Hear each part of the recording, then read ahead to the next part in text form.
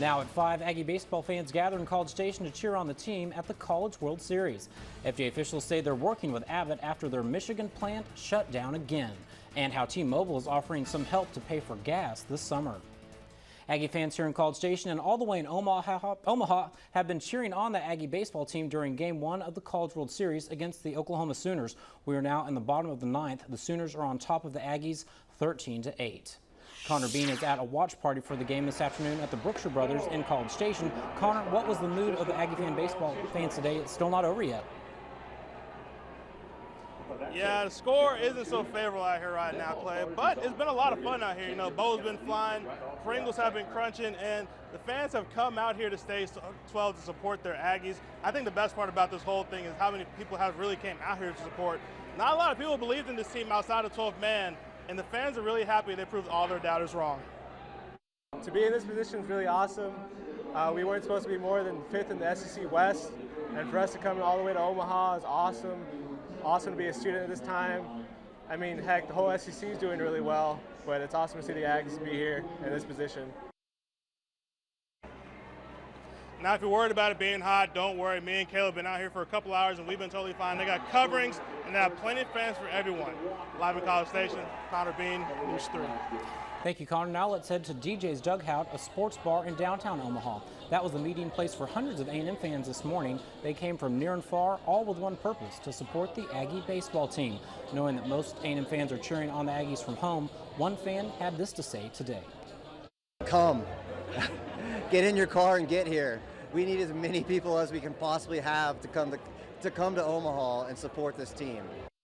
Aggie fans in Omaha tell us that their favorite thing about this Aggie baseball team is that they never give up.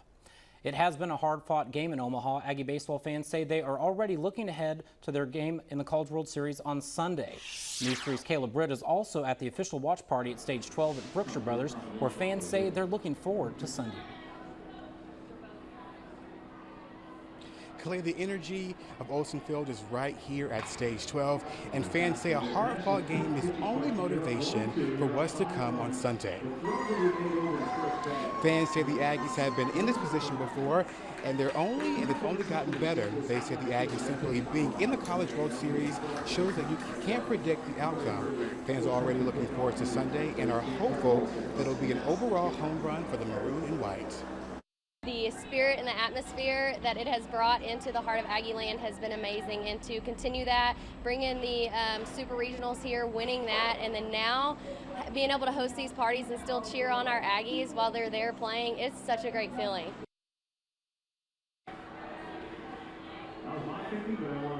Fans will be right back here on Sunday, but now they'll have to wait until the end of the Notre Dame and Texas game to see who they'll face on Sunday.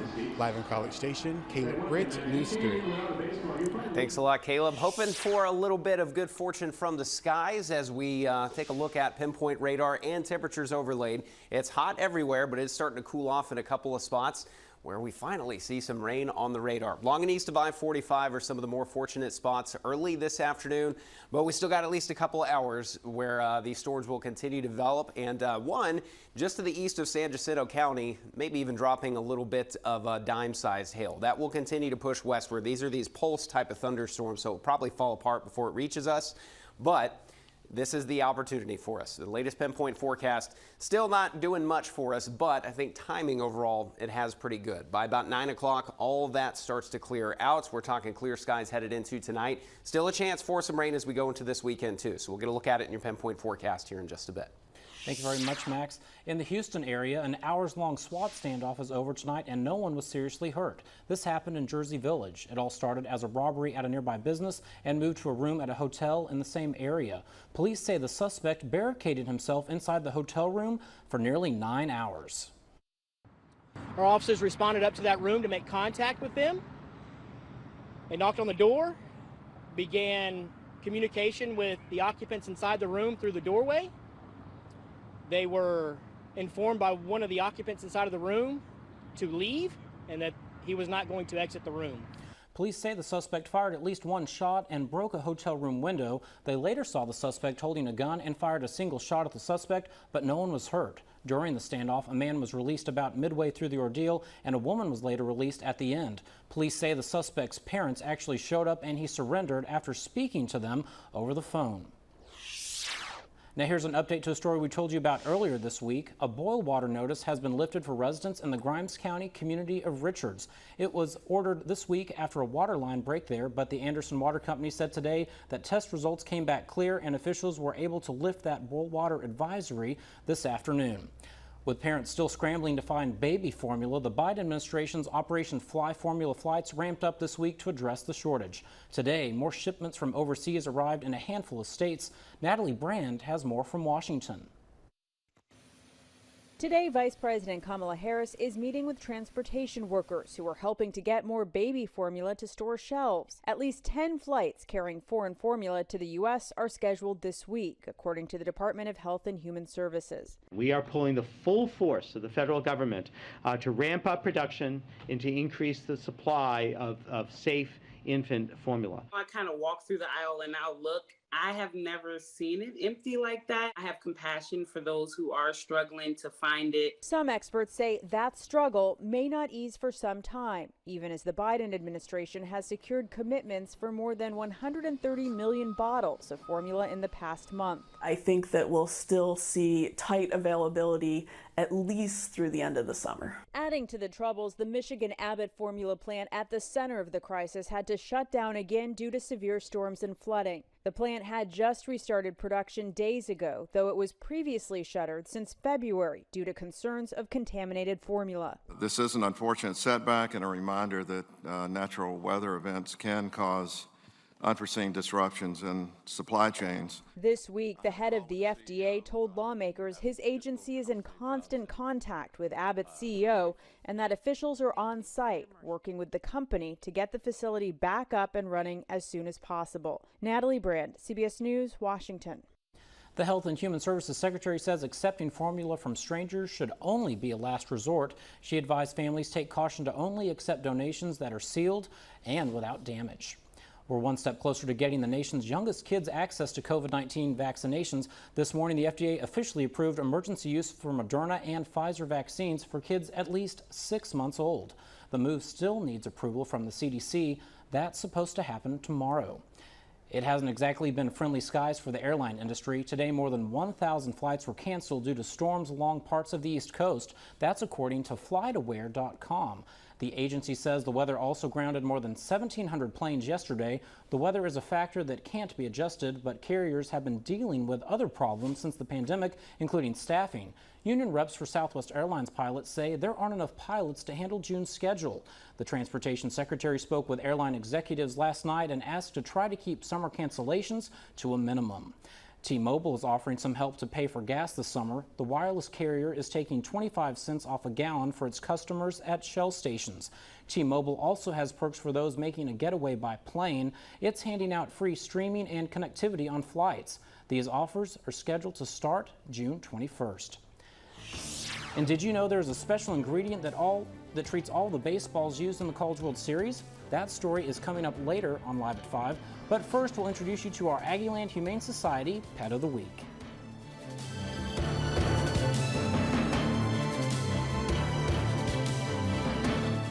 Do you know what to expect from a major hurricane? Here on the coast, it's the storm surge, the destructive winds, even the torrential rainfall. Here in the Brazos Valley, the threat of fast-moving tornadoes means you have to be prepared to take safe shelter. That's why you need the News 3 Hurricane Tracking Chart. Download your free copy at KBTX.com or pick one up at any of these locations. News 3's Hurricane Tracking Chart, presented by First Financial Bank, Mid-South Electric Co-op, Texas Star Power, and KBTX News 3. You're watching Live at 5 on KBTX.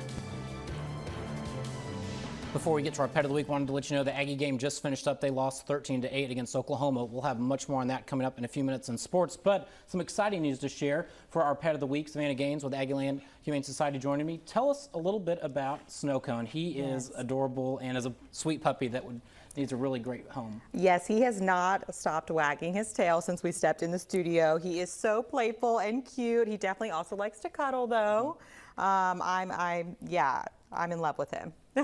Tell us a little bit about, yeah, he'd be great for anybody if you want a companion pet, if you have an apartment or a house. He's pretty small size, so he could kind of fit anywhere, I guess. Yeah, we do think he is a puppy, so we do think he's about 3 months, but we don't anticipate him getting much bigger. We do think he'll be a lot smaller.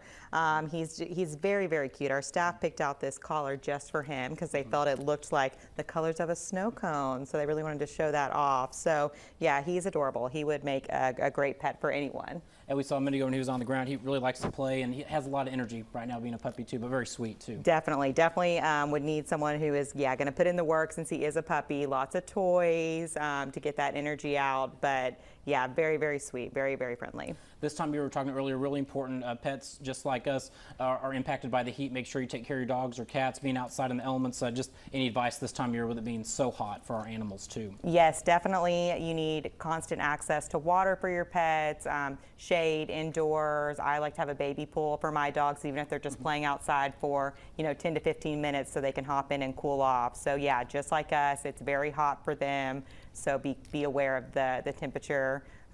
Yeah. Awesome. If folks see Snow Cone and want to adopt him, remind us the schedule in the next couple days and after Father's Day. Yeah, so if you want to adopt Snow Cone, he is ready to go, and you can come and see him from noon to 3 tomorrow.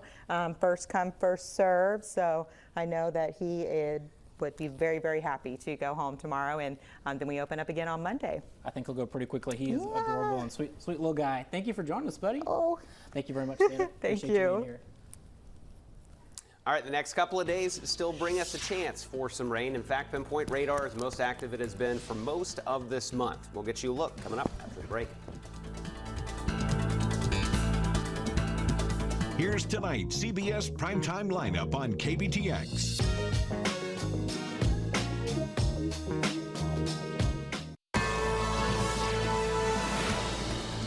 May very well be one of those evenings where you see those clouds off in the distance get a little bit taller, maybe even see a little lightning from it, and at your house you don't get much at all. But at least a few of us are getting some rain early this afternoon.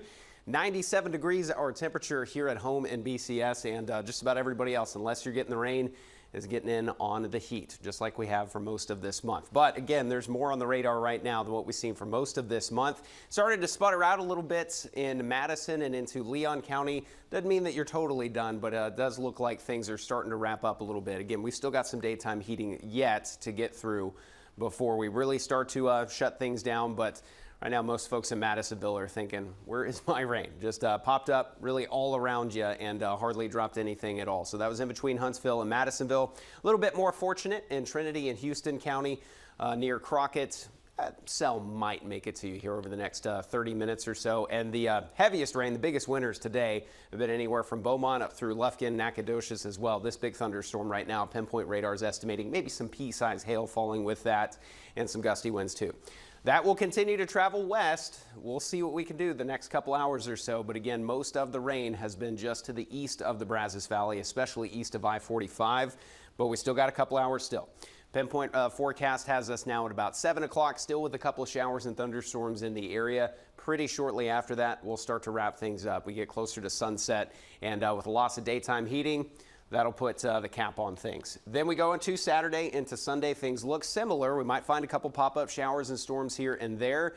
Consider yourself lucky if you get them, though. I think we're only talking about 10 to 20% coverage for both Saturday and for Sunday.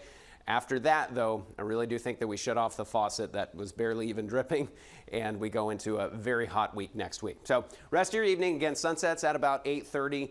Around then or very shortly after, we will see things wrap up on the radar. About 30% coverage, I think, is what we can hope for.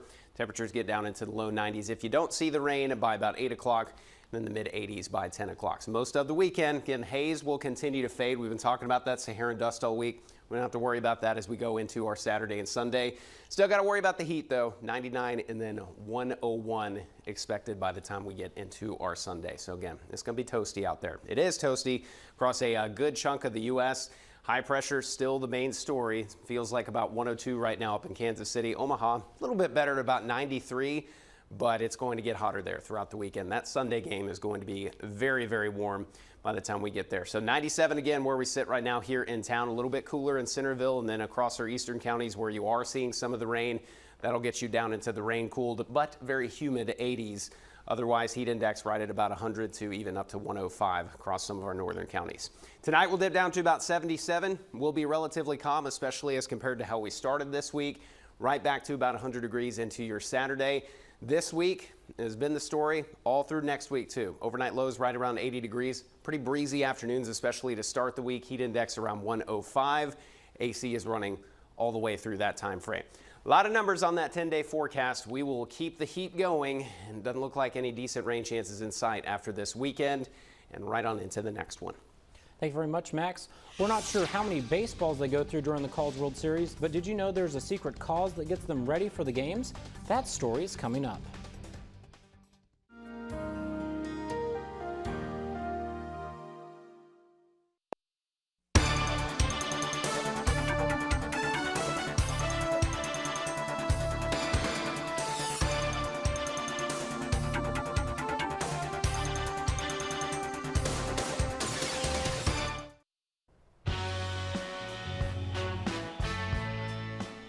Here's a look at what's happening after hours around town. The Brazos Valley All-Star Band will be at Cavalry Court in College Station tonight at 7:30. Tomorrow, the Room Sounds will be playing at Eats and Beats at Lake Walk by the Stella Hotel. The show begins at 7 p.m. If you know of any live entertainment in our area, email us at afterhours@kbtx.com. Here's something fun happening this weekend in Navasota. Several businesses in the city's historic downtown have come together to host a margarita shopping extravaganza tomorrow. Everyone is invited to come out and sample different margaritas from 10 until 5, and starting at noon, there will be music and food at Rail and Rye at the Rooftop Bar. We want to take you back to the College World Series now. Did you know that there is a special secret ingredient that is used for the baseballs to get them ready for each game? Brian Master got a behind-the-scenes look. Inside the storage room in the underbelly of the ballpark, a handful of grounds crew members take the shine off the new baseballs for the College World Series. That mud used to give the baseballs a grip, it's a secret recipe. Where does the dirt come from? So the company that makes the mud is Lena Blackburn Baseball Rubbing Mud Company. It was started in the late 1930s. It's out of somewhere, the spot is secret. They keep it a secret so nobody steals their mud, but that's off a tributary of the Delaware River in southern New Jersey. Get a manicure after this though. There's a special technique to this. After all, they have 175 boxes to go through. There are 12 baseballs in each box. That's 2,100 baseballs. As the story goes, the inventor played baseball himself and was a coach and got tired of umpires and pitchers complaining of the game baseballs. Had this fishing spot, and he knew that they had some unique mud there, so he scooped it up and took it in, and they used it, and it worked, and everyone was happy with it, so it just kind of spread from there. The special dirt that is used to make the mud that cleans the baseballs is also used by the major and minor baseball leagues. Coming up next in sports, Tyler Shaw will have highlights from Omaha between Aggie baseball and Oklahoma.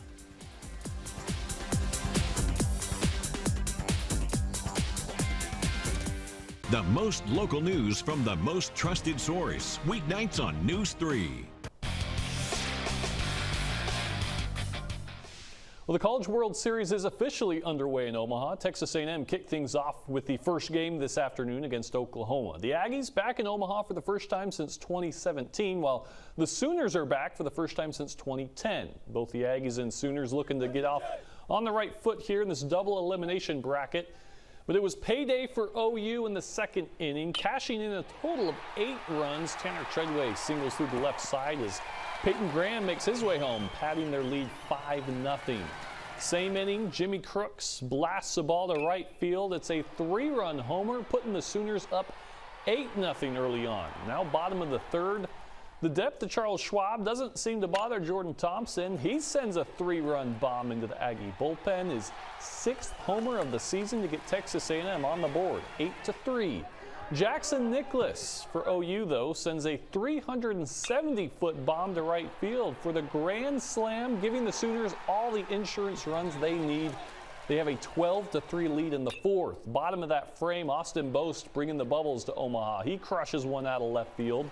The solo homer chips away at the Sooners' lead, 12-4. Bottom of the 7th, Aggies trying to make a comeback. Jack Moss drives to center, scoring Cole Kaler, making it 12-7, but A&M not able to pull this one off. Oklahoma wins it 13-8. Next up in Omaha is the other game in Texas A&M's bracket. Notre Dame and Texas will square off also on ESPN.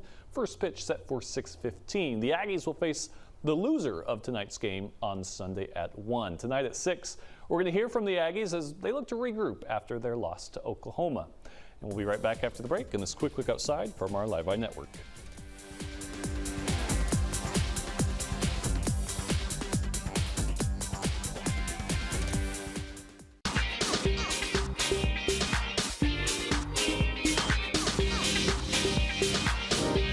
No matter how you get your news, we've got you covered.